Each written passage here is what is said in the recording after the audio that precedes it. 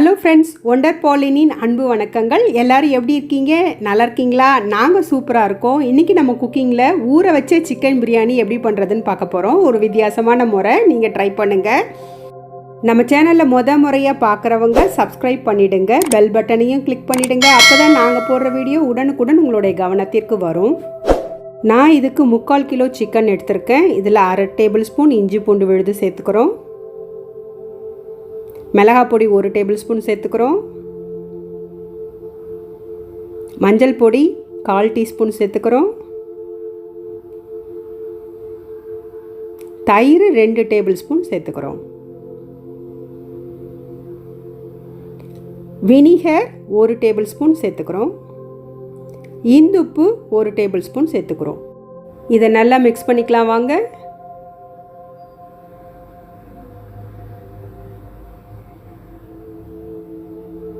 நல்லா மிக்ஸ் பண்ணிவிட்டு 1/2 hour அப்படியே சோக் பண்ணி வச்சிடணும்.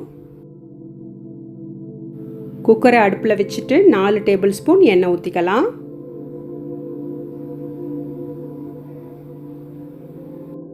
பட்டை கரம்பெல்லாம் போட்டு தாளிச்சுக்கலாம்.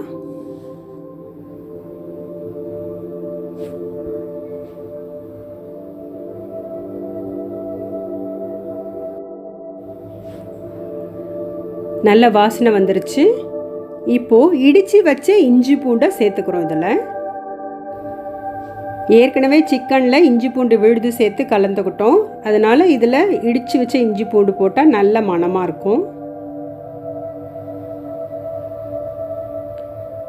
வெங்காயத்தை சேர்த்துக்கிறோம். நான் இதுக்கு 2 பெரிய வெங்காயம் எடுத்திருக்கேன். 4 பச்சை மிளகாய் எடுத்திருக்கேன்.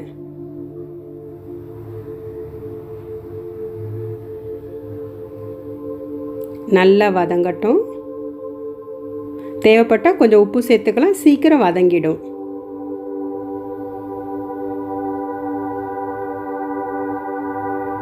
வெங்காயம் நல்லா வதங்கிடுச்சு.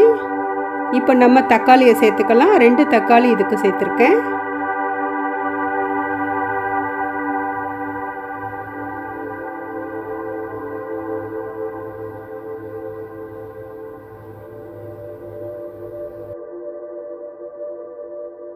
இப்போ இது கூடவே 1/2 table spoon chilli powder, 1 table spoon garam masala, 1/2 teaspoon மஞ்சள் பொடி சேர்க்க போகிறோம்.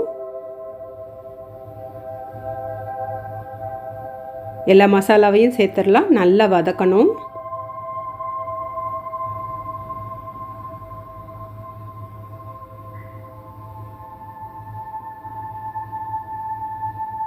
பச்சை வாசனை போகும் வரை நல்லா வதக்கணும். ஃப்ரெண்ட்ஸ், உங்கள் வீட்டில் சிக்கன் பிரியாணி குக்கரில் எப்படி பண்ணுவீங்கன்னு எனக்கு கமெண்ட் செக்ஷனில் சொல்லுங்கள். நானும் ட்ரை பண்ணுறேன். அந்த மாதிரி பச்சை வாசனை நல்லா போயிடுச்சு. எண்ணெய்லாம் நல்லா பிரிஞ்சு வருது. இப்போ நம்ம ஊற வச்ச சிக்கனை இதில் சேர்த்துக்க போகிறோம். இப்படி செய்கிறதால சிக்கன் நல்லா சாஃப்டாகிடும், சீக்கிரம் வெந்துடும், டேஸ்ட்டும் நல்லாயிருக்கும். மசாலா நல்லா ஊறி இருக்குல்ல, அதனால் டேஸ்ட் நல்லாயிருக்கும்.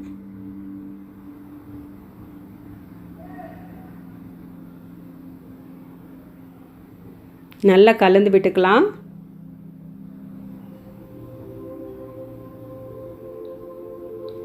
நல்லா வதங்கிடுச்சு. இப்போ தேவையான அளவு தண்ணி ஊற்றிக்கலாம். நான் இந்த ஆழாக்கில் 3 அரிசி போட்டிருக்கேன். ஸோ 6 தண்ணி ஊற்றிக்கிறேன். அரிசியை பொறுத்து தான் தண்ணி ஊற்றணும். பழைய அரிசினா 6 ஊற்றணும், புது அரிசினா 5 ஊற்றினா போதும். நான் இன்றைக்கி பாஸ்மதி அரிசி தான் எடுத்திருக்கேன். இது நல்லா கொதிக்கட்டும், அதுக்கப்புறம் நம்ம அரிசியை போடலாம். அப்போ சீக்கிரம் ரெடி ஆகிடும் பிரியாணி. உப்பு சேர்த்துக்கிறோம் தேவையான அளவு. இது நல்லா கொதிக்கட்டும். இப்போது ஒரு தட்டு போட்டு மூடி வச்சுட்டா போதும், நல்லா கொதிச்சிரும். குக்கர் மூடி போடணும்னு அவசியம் கிடையாது. பாருங்கள் ஃப்ரெண்ட்ஸ், நல்லா கொதிச்சிருச்சு. இப்போ நம்ம அரிசியை சேர்த்துக்கலாம். அரிசியை ஊற வைக்கலை, அப்படியே கழுவிட்டு நான் போடுறேன்.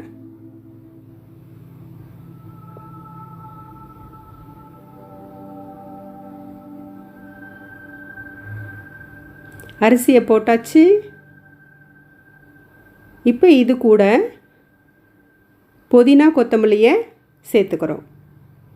ஒரு கைப்பிடி புதினா, ஒரு கைப்பிடி கொத்தமல்லி சேர்த்துக்கிறோம். ஒரு லெமனை புழிஞ்சி அந்த ஜூஸை சேர்த்துக்கிறோம். 4 டேபிள் ஸ்பூன் நெய் சேர்த்துக்கிறோம்.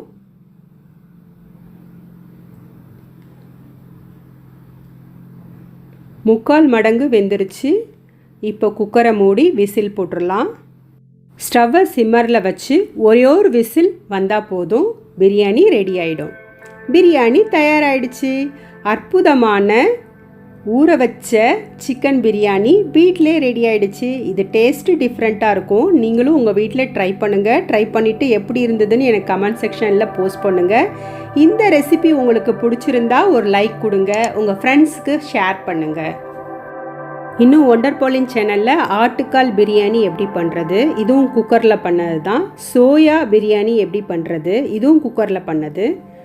காளான் பிரியாணி எப்படி பண்ணுறது என்ற ரெசிபிஸ்லாம் இருக்குது, பாருங்கள். சேனலை சப்ஸ்கிரைப் பண்ணாதவங்க சப்ஸ்கிரைப் பண்ணிவிடுங்க. பக்கத்தில் இருக்க பெல் பட்டனையும் கிளிக் பண்ணிவிடுங்க. மேலே ஒரு ஆல் என்ற பெல் பட்டன் இருக்கும், அதையும் கிளிக் பண்ணிவிடுங்க. அப்போ தான் நாங்கள் போடுற வீடியோஸ் உங்களுடைய நோட்டிஃபிகேஷனுக்கு வரும். இன்னொரு நல்ல வீடியோவில் உங்களை சந்திக்கிறேன். தேங்க்யூ.